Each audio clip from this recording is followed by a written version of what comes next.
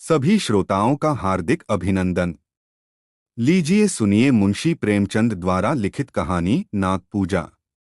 प्रातः काल था। आषाढ़ का पहला दोंगड़ा निकल गया था। कीट पतंग चारों तरफ रेंगते दिखाई देते थे। तिलोत्तमा ने वाटिका की ओर देखा तो वृक्ष और पौधे ऐसे निखर गए थे जैसे साबुन से मैले कपड़े निखर जाते हैं। उन पर एक विचित्र आध्यात्मिक शोभा छाई हुई थी, मानो योगीवर आनंद में मग्न पड़े हों। चिड़ियों में असाधारण चंचलता थी। डाल डाल पात पात चहकती फिरती थीं। तिलोत्तमा बाग में निकल आई। वह भी इन्हीं पक्षियों की भांति चंचल हो गई थी। कभी किसी पौधे को देखती, कभी किसी फूल पर पड़ी हुई जल की बूंदों को हिलाकर अपने मुंह पर उनके शीतल छींटे डालती। लाल बीर बहुटियां रेंग रही थीं। वह उन्हें चुनकर हथेली पर रखने लगी। सहसा उसे एक काला बृहत्काय सांप रेंगता दिखाई दिया। उसने चिल्लाकर कहा, अम्मा, नाग जी जा रहे हैं। लाओ थोड़ा सा दूध उनके लिए कटोरे में रख दूं। अम्मा ने कहा, जाने दो बेटी, हवा खाने निकले होंगे। तिलोत्तमा, गर्मियों में कहाँ चले जाते हैं? दिखाई नहीं देते। माँ, कहीं जाते नहीं बेटी, अपनी बाबी में पड़े रहते हैं।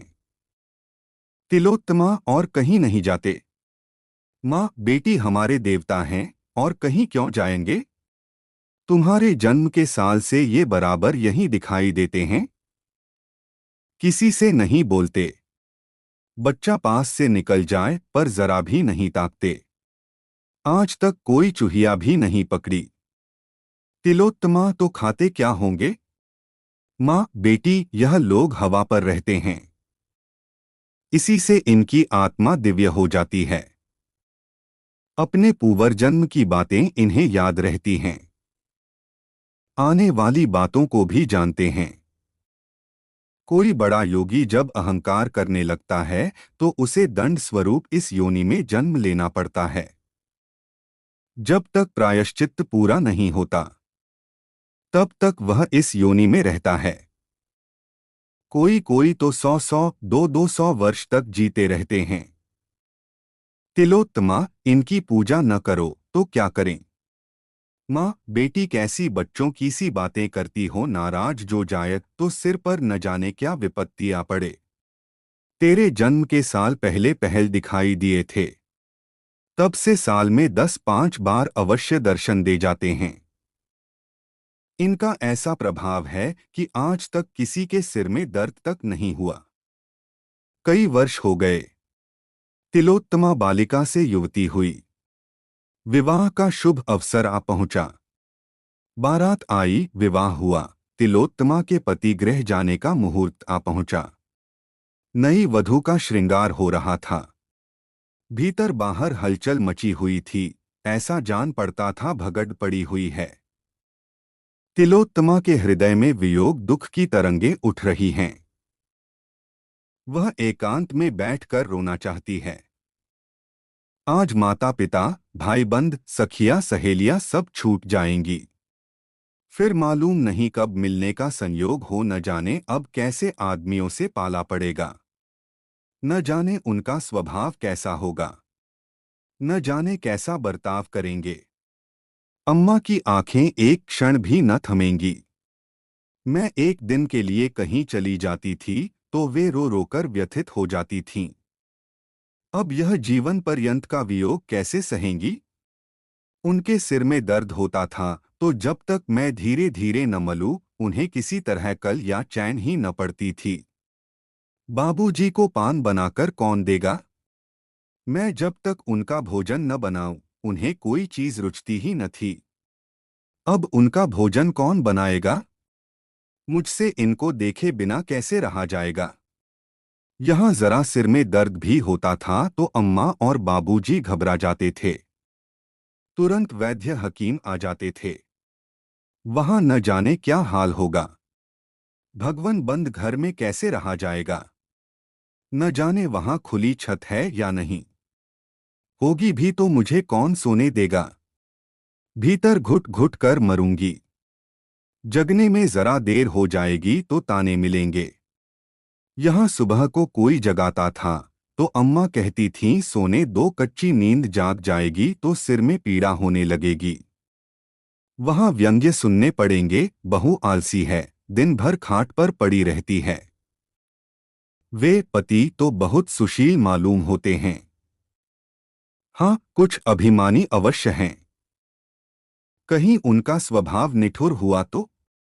सहसा उसकी माता ने आकर कहा, बेटी तुमसे एक बात कहने की याद न रही। वहां नाग पूजा अवश्य करती रहना। घर के और लोग चाहे मना करें, पर तुम इसे अपना कर्तव्य समझना। अभी मेरी आंखें जरा जरा झपक गई थीं। नाग बाबा ने स्वप्न में दर्शन दिए। तिलोत्तमा अम्मा, मुझे भी उनके दर्शन हुए हैं, पर मुझे तो उन्होंने बड़ा विकराल रूप दिखाया। बड़ा भयंकर स्वप्न था। माँ देखना, तुम्हारे घर में कोई सांप न मारने पाए। यह मंत्र नित्य अपने पास रखना। तिलोत्तमा अभी कुछ जवाब न देने पाई थी कि अचानक बारात की ओर से रोने के शब्द सुनाई दिए। एक क्षण में हाहाकार मच गया। भयंकर शोक घटना हो गई। वर को सांप ने काट लिया। वह बहू को विदा कराने आ रहा था। पालकी में मसंद के नीचे एक काला सांप छिपा हुआ था। वर ज्यों ही पालकी में बैठा, सांप ने काट लिया। चारों ओर कुहराम मच गया। तिलोत्तमा पर तो मानो वज्रपात हो गया।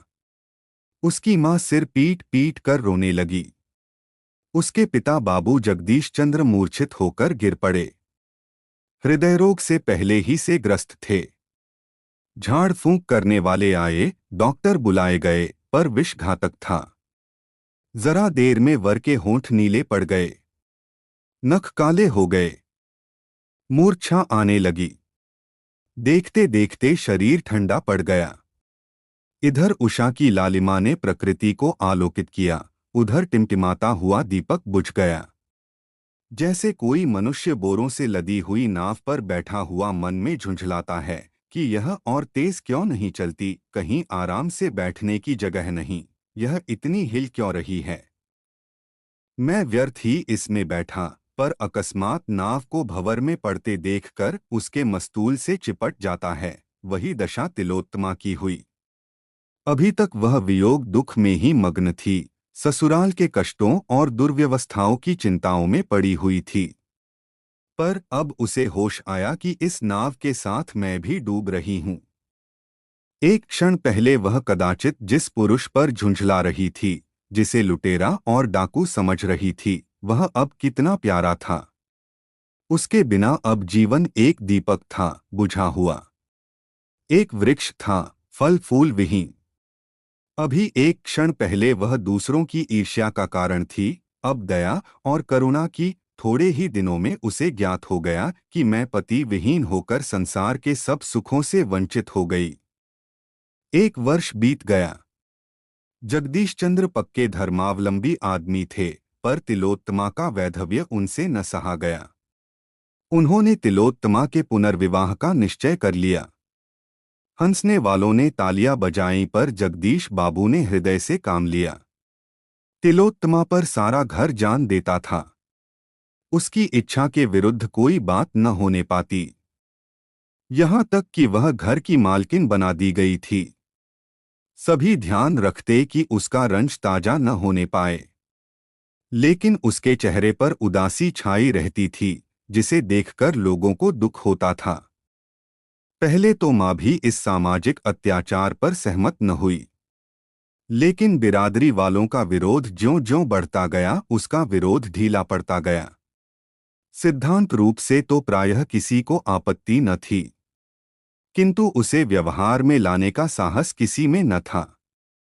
कई महीनों के लगातार प्रयास के बाद एक कुलीन सिद्धांतवादी सुशिक्षित वर मिला। उसके घरवाले भी राजी हो गए। तिलोत्तमा को समाज में अपना नाम बिकते देखकर दुख होता था। वह मन में कुढ़ती थी कि पिताजी नाहक मेरे लिए समाज में नक्कू बन रहे हैं। अगर मेरे भाग्य में सुहाग लिखा होता तो यह वज्र ही क्यों गिरता। उसे कभी कभी ऐसी शंका होती थी कि मैं फिर विधवा हो जाऊंगी। जब विवाह निश्चित हो गया और वर की तस्वीर उसके सामने आई तो उसकी आंखों में आंसू भर आए। चेहरे से कितनी सज्जनता, कितनी दृढ़ता, कितनी विचारशीलता टपकती थी। वह चित्र को लिए हुए माता के पास गई और शर्म से सिर झुकाकर बोली, अम्मा, मुझे मुंह तो न खोलना चाहिए, पर अवस्था ऐसी आ पड़ी है कि बिना मुंह खोले रहा नहीं जाता। आप बाबूजी को मना कर दें। मैं जिस दशा में हूं संतुष्ट हूं। मुझे ऐसा भय हो रहा है कि अब की फिर वही शोक घटना। माँ ने सहमी हुई आंखों से देखकर कहा, बेटी कैसी अशकुन की बात मुंह से निकाल रही हो, तुम्हारे मन में भय समा गया है। इसी से यह भ्रम होता है। जो होनी थी वह हो चुकी। अब क्या ईश्वर तुम्हारे पीछे पड़े ही रहेंगे? तिलोत्तमा, हाँ, मुझे तो ऐसा मालूम होता है। माँ, क्यों, तुम्हें ऐसी शंका क्यों होती है? तिलोत्तमा, न जाने क्यों। कोई मेरे मन में बैठा हुआ कह रहा है कि फिर अनिष्ट होगा। मैं प्रायः नित्य डरावने स्वप्न देखा करती हूँ। रात को मुझे ऐसा जान पड़ता है कि कोई प्राणी जिसकी सूरत सांप से बहुत मिलती जुलती है मेरी चारपाई के चारों ओर घूमता है। मैं भय के मारे चुप्पी साध लेती हूँ। किसी से कुछ कहती नहीं। माँ ने समझा यह सब भ्रम है। विवाह की तिथि नियत हो गई। यह केवल तिलोत्तमा का पुनस्संस्कार न था, बल्कि समाज सुधार का एक क्रियात्मक उदाहरण था। समाज सुधारकों के दल दूर से विवाह में सम्मिलित होने के लिए आने लगे। विवाह वैदिक रीति से हुआ। मेहमानों ने खूब व्याख्यान दिए। पत्रों ने खूब आलोचनाएं की। बाबू जगदीश चंद्र के नैतिक साहस की सराहना होने लगी। तीसरे दिन बहू के विदा होने का मुहूर्त था। जनवासे में यथासाध्य रक्षा के सभी साधनों से काम लिया गया था। बिजली की रोशनी से सारा जनवासा दिन सा हो गया था। भूमि पर रेंगती हुई चींटी भी दिखाई देती थी। केशों में न कहीं शिकन थी, न सिलवट और न झोल। शामियाने के चारों तरफ कनातें खड़ी कर दी गई थीं। किसी तरफ से कीड़ों मकोड़ों के आने की संभावना न थी, पर भावी प्रबल होती है। प्रातः काल के 4 बजे थे। तारागणों की बारात विदा हो रही थी। बहू की विदाई की तैयारी हो रही थी। एक तरफ शहनाइयां बज रही थीं, दूसरी तरफ से विलाप की आर्तध्वनि उठ रही थी। पर तिलोत्तमा की आंखों में आंसू न थे। समय नाजुक था। वह किसी तरह घर से बाहर निकल जाना चाहती थी। उसके सिर पर तलवार लटक रही थी। रोने और सहेलियों से गले मिलने में कोई आनंद न था।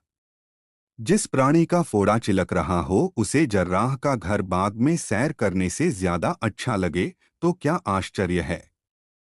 वर को लोगों ने जगाया। बाजा बजने लगा।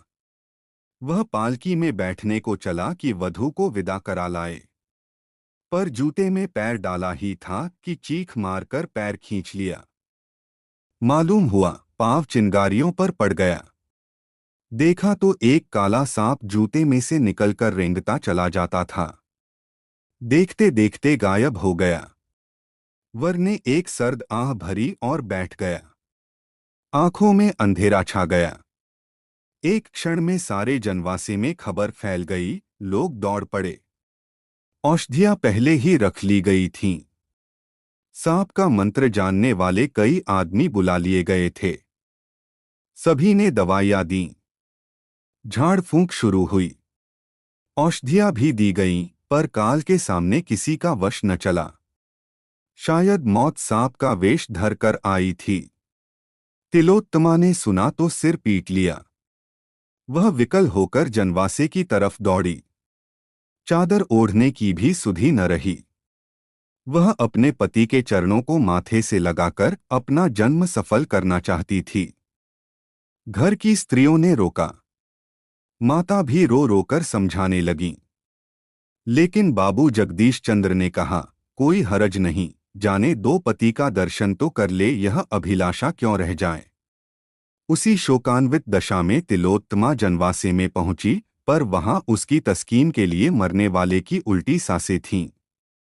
उन अधखुले नेत्रों में असह्य आत्मवेदना और दारुण नैराश्य। इस अद्भुत घटना का समाचार दूर दूर तक फैल गया। जड़वादीगण चकित थे, यह क्या माजरा है। आत्मवाद के भक्त ज्ञात भाव से सिर हिलाते थे, मानो वे त्रिकालदर्शी हैं। जगदीश चंद्र ने नसीब ठोंक लिया। निश्चय हो गया कि कन्या के भाग्य में विधवा रहना ही लिखा है। नाग की पूजा साल में 2 बार होने लगी। तिलोत्तमा के चरित्र में भी एक विशेष अंतर दिखने लगा। भोग और विहार के दिन भक्ति और देवाराधना में कटने लगे। निराश प्राणियों का यही अवलंब है। 3 साल बीते थे कि ढाका विश्वविद्यालय के अध्यापक दयाराम ने इस किस्से को फिर ताजा किया। वे पशु शास्त्र के ज्ञाता थे। उन्होंने सांपों के आचार व्यवहार का विशेष रीति से अध्ययन किया। वे इस रहस्य को खोलना चाहते थे। जगदीश चंद्र को विवाह का संदेशा भेजा। उन्होंने टाल मटोल किया। दयाराम ने और भी आग्रह किया। लिखा, मैंने वैज्ञानिक अन्वेषण के लिए यह निश्चय किया है। मैं इस विषधर नाग से लड़ना चाहता हूं। वह अगर 100 दांत लेकर आए तो भी मुझे कोई हानि नहीं पहुंचा सकता। वह मुझे काटकर आप ही मर जाएगा। अगर वह मुझे काट भी ले तो मेरे पास ऐसे मंत्र और औषधियां हैं कि मैं एक क्षण में उसके विष को उतार सकता हूं। आप इस विषय में कुछ चिंता न कीजिए। मैं विष के लिए अजेय हूं। जगदीश चंद्र को अब कोई उज़्र न सूझा। हाँ, उन्होंने एक विशेष प्रयत्न यह किया कि ढाके में ही विवाह हो, अतएव वे अपने कुटुंबियों को साथ लेकर विवाह के 1 सप्ताह पहले गए। चलते समय अपने संदूक, बिस्तर आदि खूब देखभाल कर रखे कि सांप कहीं उनमें छिपकर न बैठ जाए। शुभ लग्न में विवाह संस्कार हो गया। तिलोत्तमा विकल हो रही थी। मुख पर एक रंग आता था, एक रंग जाता था, पर संस्कार में कोई विघ्न बाधा न पड़ी। तिलोत्तमा रो धोकर ससुराल गई। जगदीश चंद्र घर लौट आए, पर ऐसे चिंतित थे जैसे कोई आदमी सराय में खुला हुआ संदूक छोड़कर बाजार चला जाए। तिलोत्तमा के स्वभाव में अब एक विचित्र रूपांतर हुआ। वह औरों से हंसती बोलती, आराम से खाती पीती, सैर करने जाती, थिएटरों और अन्य सामाजिक सम्मेलनों में शरीक होती। इन अवसरों पर प्रोफेसर दयाराम से भी बड़े प्रेम का व्यवहार करती। उनके आराम का बहुत ध्यान रखती। कोई काम उनकी इच्छा के विरुद्ध न करती। कोई अजनबी आदमी उसे देखकर कह सकता था, गृहिणी हो तो ऐसी हो। दूसरों की दृष्टि में इस दंपति का जीवन आदर्श था, किंतु आंतरिक दशा कुछ और ही थी। उनके साथ शयनागार में जाते ही उसका मुख विकृत हो जाता। भौहें तन जाती, माथे पर बल पड़ जाते, शरीर अग्नि की भांति जलने लगता। पलकें खुली रह जाती, नेत्रों से ज्वालासी निकलने लगती और उसमें से झुलसती हुई लपटें निकलती। मुख पर कालिमा छा जाती और यद्यपि स्वरूप में कोई विशेष अंतर न दिखाई देता, पर न जाने क्यों भ्रम होने लगता, यह कोई नागिन है। कभी कभी वह फुंकारने भी लगती। इस स्थिति में दयाराम को उसके समीप जाने या उससे कुछ बोलने की हिम्मत न पड़ती। वे उसके रूप लावण्य पर मुग्ध थे, किंतु इस अवस्था में उन्हें उससे घृणा होती। उसे इसी उन्माद के आवेग में छोड़कर बाहर निकल आते। डॉक्टरों से सलाह ली, स्वयं इस विषय की कितनी ही किताबों का अध्ययन किया, पर रहस्य कुछ समझ में न आया। उन्हें भौतिक विज्ञान में अपनी अल्पज्ञता स्वीकार करनी पड़ी। उन्हें अब अपना जीवन असह्य जान पड़ता। अपने दुस्साहस पर पछताते। नाहक इस विपत्ति में अपनी जान फंसाई। उन्हें शंका होने लगी कि अवश्य कोई प्रेत लीला है। मिथ्यावादी न थे, पर जहां बुद्धि और तर्क का कुछ वश नहीं चलता, वहां मनुष्य विवश होकर मिथ्यावादी हो जाता है। शनैः शनैः उनकी यह हालत हो गई कि सदैव तिलोत्तमा से सशंक रहते। उसका उन्माद विकृत मुखाकृति उनके ध्यान से न उतरते। डर लगता कि कहीं यह मुझे मार न डाले। न जाने कब उन्माद का आवेग हो। यह चिंता हृदय को व्यथित किया करती। हिप्नोटिज्म, विद्युत शक्ति और कई नए आरोग्य विधानों की परीक्षा की गई। उन्हें हिप्नोटिज्म पर बहुत भरोसा था, लेकिन जब यह योग भी निष्फल हो गया तो वे निराश हो गए। एक दिन प्रोफेसर दयाराम किसी वैज्ञानिक सम्मेलन में गए हुए थे। लौटे तो 12 बज गए थे। वर्षा के दिन थे। नौकर चाकर सो रहे थे। वे तिलोत्तमा के शयनगृह में यह पूछने गए कि मेरा भोजन कहाँ रखा है। अंदर कदम रखा ही था कि तिलोत्तमा के सिरहाने की ओर उन्हें एक अति भीमकाय काला सांप बैठा हुआ दिखाई दिया। प्रोफेसर साहब चुपके से लौट आए। अपने कमरे में जाकर किसी औषधि की एक खुराक पी और पिस्तौल तथा सांगा लेकर फिर तिलोत्तमा के कमरे में पहुंचे। विश्वास हो गया कि यह वही मेरा पुराना शत्रु है। इतने दिनों में टोह लगाता हुआ यहाँ आ पहुंचा, पर इसे तिलोत्तमा से क्यों इतना स्नेह है। उसके सिरहाने यूं बैठा हुआ है मानो कोई रस्सी का टुकड़ा है। यह क्या रहस्य है। उन्होंने सांपों के विषय में बड़ी अद्भुत कथाएं पढ़ी और सुनी थीं, पर ऐसी कुतूहलजनक घटना का उल्लेख कहीं न देखा था। वे इस भांति सशस्त्र होकर फिर कमरे में पहुंचे तो सांप का पता न था। हाँ, तिलोत्तमा के सिर पर भूत सवार हो गया था। वह बैठी हुई आग्नेय नेत्रों से द्वार की ओर ताक रही थी। उसके नयनों से ज्वाला निकल रही थी, जिसकी आंच 2 गज तक लगती। इस समय उन्माद अतिशय प्रचंड था। दयाराम को देखते ही बिजली की तरह उन पर टूट पड़ी और हाथों से आघात करने के बदले उन्हें दांतों से काटने की चेष्टा करने लगी। इसके साथ ही अपने दोनों हाथ उनकी गर्दन में डाल दिए। दयाराम ने बहुतेरा चाहा, एड़ी चोटी तक का जोर लगाया कि अपना गला छुड़ा लें, लेकिन तिलोत्तमा का बाहुपाश प्रतिक्षण सांप की केडली की भांति कठोर एवं संकुचित होता जाता था। उधर यह संदेह था कि इसने मुझे काटा तो कदाचित इसे जान से हाथ धोना पड़े। उन्होंने अभी जो औषधि पी थी वह सर्प विष से अधिक घातक थी। इस दशा में उन्हें यह शोकमय विचार उत्पन्न हुआ, यह भी कोई जीवन है कि दंपति का उत्तरदायित्व तो सब सिर पर सवार, पर उसका सुख नाम का नहीं, उल्टे रात दिन जान का खटका। यह क्या माया है।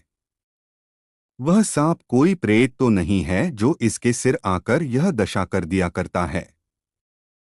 कहते हैं ऐसी अवस्था में रोगी पर जो चोट की जाती है वह प्रेत पर ही पड़ती है। नीची जातियों में इसके उदाहरण भी देखे हैं। वे इसी हैस बैस में पड़े हुए थे कि उनका दम घुटने लगा। तिलोत्तमा के हाथ रस्सी के फंदों की भांति उनकी गर्दन को कस रहे थे।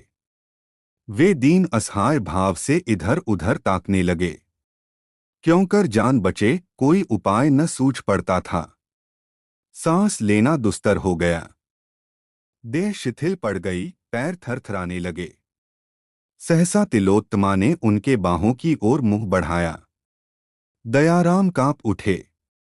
मृत्यु आंखों के सामने नाचने लगी। मन में कहा यह इस समय मेरी स्त्री नहीं, विषैली भयंकर नागिन है। इसके विष से जान बचनी मुश्किल है। अपनी औषधि पर जो भरोसा था वह जाता रहा। चूहा उन्मत्त दशा में काट लेता है तो जान के लाले पड़ जाते हैं। भगवान, कितना विकराल स्वरूप है। प्रत्यक्ष नागिन मालूम हो रही है। अब उल्टी पड़े या सीधी इस दशा का अंत करना ही पड़ेगा। उन्हें ऐसा जान पड़ा कि अब गिरा ही चाहता हूं। तिलोत्तमा बार बार सांपों की भांति फुंकार मारकर जीभ निकाले हुए उनकी ओर झपटती थी। एकाएक वह बड़े कर्कश स्वर से बोली, मूर्ख, तेरा इतना साहस कि तू इस सुंदरी से प्रेमालिंगन करे, यह कहकर वह बड़े वेग से काटने को दौड़ी। दयाराम का धैर्य जाता रहा। उन्होंने दाहिना हाथ सीधा किया और तिलोत्तमा की छाती पर पिस्तौल चला दिया। तिलोत्तमा पर कुछ असर न हुआ। उसकी बाहें और भी कड़ी हो गईं। आंखों से चिंगारियां निकलने लगीं। दयाराम ने दूसरी गोली दाग दी, यह चोट पूरी पड़ी। तिलोत्तमा का बाहु बंधन ढीला पड़ गया। एक क्षण में उसके हाथ नीचे को लटक गए, सिर झुक गया और वह भूमि पर गिर पड़ी। तब वह दृश्य देखने में आया जिसका उदाहरण कदाचित अलिफ लैला और चंद्रकांता में भी न मिले। वहीं पलंग के पास जमीन पर एक काला दीर्घकाय सर्प पड़ा तड़प रहा था। उसकी छाती और मुंह से खून की धारा बह रही थी। दयाराम को अपनी आंखों पर विश्वास न आता था। यह कैसी अद्भुत प्रेत लीला थी। समस्या क्या है? किससे पूछूं? इस तिलस्म को तोड़ने का प्रयत्न करना मेरे जीवन का एक कर्तव्य हो गया। उन्होंने सांगे से सांप की देह में एक कोचा मारा और फिर वे उसे लटकाए हुए आंगन में लाए। बिल्कुल बेदम हो गया था। उन्होंने उसे अपने कमरे में ले जाकर एक खाली संदूक में बंद कर दिया। उसमें भुस भरवाकर बरामदे में लटकाना चाहते थे। इतना बड़ा गेहुवन सांप किसी ने न देखा होगा। तब वे तिलोत्तमा के पास गए। डर के मारे कमरे में कदम रखने की हिम्मत न पड़ती थी। हाँ, इस विचार से कुछ तस्कीन होती थी कि सर्प प्रेत मर गया है तो उसकी जान बच गई होगी। इस आशा और भय की दशा में वे अंदर गए तो तिलोत्तमा आईने के सामने खड़ी केश सवार रही थी। दयाराम को मानो चारों पदार्थ मिल गए। तिलोत्तमा का मुख कमल खिला हुआ था। उन्होंने कभी उसे इतना प्रफुल्लित न देखा था। उन्हें देखते ही वह उनकी ओर प्रेम से चली और बोली, आज इतनी रात तक कहाँ रहे? दयाराम प्रेमोन्मत्त होकर बोले, एक जलसे में चला गया था। तुम्हारी तबीयत कैसी है? कहीं दर्द नहीं है? तिलोत्तमा ने उनको आश्चर्य से देखकर पूछा, तुम्हें कैसे मालूम हुआ? मेरी छाती में ऐसा दर्द हो रहा है जैसे चिलक पड़ गई हो।